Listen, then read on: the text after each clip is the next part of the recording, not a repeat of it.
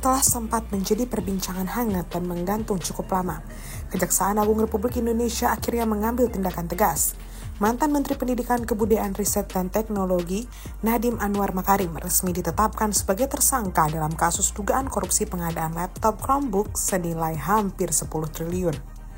Konferensi pers yang digelar di Gedung Kejaksaan Agung Kamis 4 September 2025 menjadi panggung pengumuman penting tersebut. Direktur Penyidikan Jampitsus Nur Cahyo Jungkung Madyo menyebut bahwa inisial NAM yang merujuk pada Nadiem ditetapkan sebagai tersangka karena diduga memberi arahan kepada sejumlah bawahannya sejak awal program ini dirancang. Dugaan ini bermula dari pertemuan virtual yang digelar pada 6 Mei 2020. Saat itu, Nadiem disebut memberi arahan kepada beberapa pihak, yaitu Joristan, mantan staf khusus Mendikbudristek, Ibrahim Arif, mantan konsultan kementerian, dan Sri Wahyuningsih, direktur SD saat itu, serta Mulyat Syah, direktur SMP pada periode yang sama. Lewat Zoom, mereka diminta fokus pada pengadaan laptop berbasis Chromeos dari Google. Masalahnya, kajian teknis yang mendukung keunggulan Chromebook dibanding Windows baru diterbitkan sebulan kemudian, yaitu Juni 2020. Tak berhenti di situ, Jaksa juga mengungkap bahwa grup WhatsApp bernama Mas Menteri Kortim ini sudah dibentuk Nadiem sejak Agustus 2019. Bahkan sebelum ia dilantik sebagai menteri, grup ini jadi ruang diskusi awal untuk proyek digitalisasi pendidikan. Kemudian menjelma menjadi program besar senilai 9,9 triliun. Nadiem sendiri lahir di Singapura 4 Juli 1984. Ia adalah anak ketiga dari pasangan Nono Anwar Makarim, seorang pengacara senior dan aktivis, serta Atika Al-Qadri. Pendidikan dasar ditempuh di Indonesia, namun ia menyelesaikan SMA di Singapura lalu sarjana hubungan internasional di Brown University Amerika Serikat, serta mengikuti pertukaran mahasiswa di London School of Economics, UK, dan lulus S2 pada tahun 2019 di Harvard Business School, Amerika Serikat. Di tahun yang sama, dengan kelulusannya dari Harvard, Nadiem mendirikan Gojek, sebuah startup transportasi yang mengubah wajah ekonomi digital Indonesia. Ia juga sempat bekerja di McKinsey & Company, lalu menjabat sebagai Managing Director Zalora Indonesia dan Chief Innovation Officer di Kartuku sebelum fokus penuh membesarkan Gojek. Keberhasilannya tak luput dari sorotan dunia. Pada Mei 2018, ia dianugerahi Nikkei Asia Prize ke-24 untuk inovasi ekonomi yang menjadikannya sebagai penerima termuda di Asia sepanjang sejarah penghargaan itu. Namun, nasib berkata lain. Dunia terasa begitu cepat berputar. Pada 21 Oktober 2019, Nadiem mengejutkan publik saat menyatakan mundur dari Gojek untuk masuk kabinet Presiden Joko Widodo. 2 hari kemudian, ia dilantik sebagai Menteri Pendidikan dan Kebudayaan sebelum nomenklatur kementeriannya berubah menjadi Kemendikbudristek pada tahun 2021.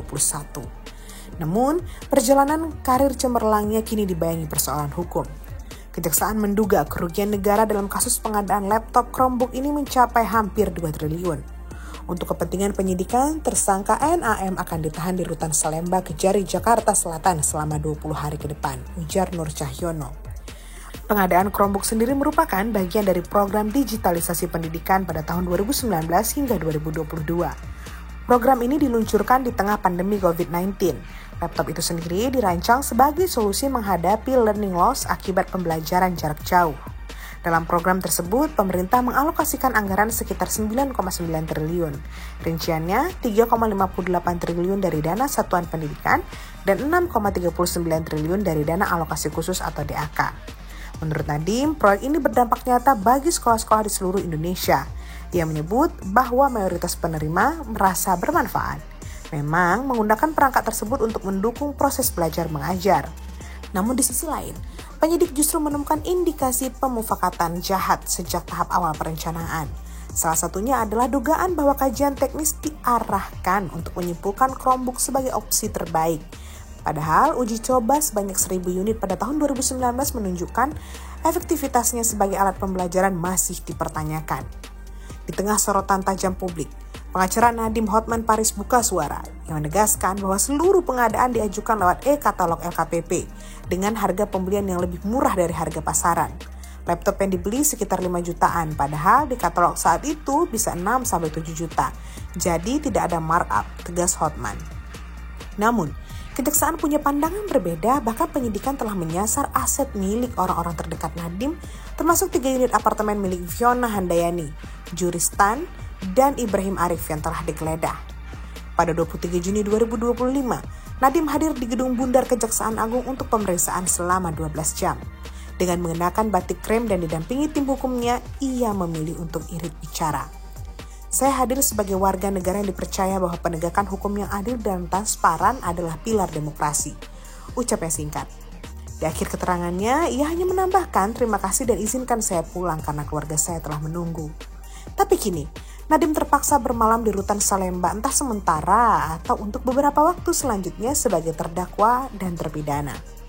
Lepas dari semua itu, kasus ini telah memindahkan sorotan publik dari sisi visioner Nadiem Makarim ke sisi gelap kebijakan besar yang dijalankannya. Nah, apakah ini hasil keputusan terburu-buru dalam masa krisis atau ada kesengajaan sistemik yang menyalahgunakan anggaran?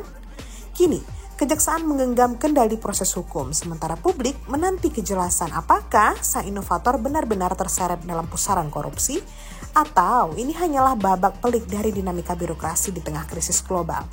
Tentu, waktu yang akan menjawabnya. Namun yang pasti, nama Nadiem Makarim kini tak hanya lekat dengan transformasi digital dan Gojek, tetapi juga dengan dugaan korupsi terbesar di sektor pendidikan.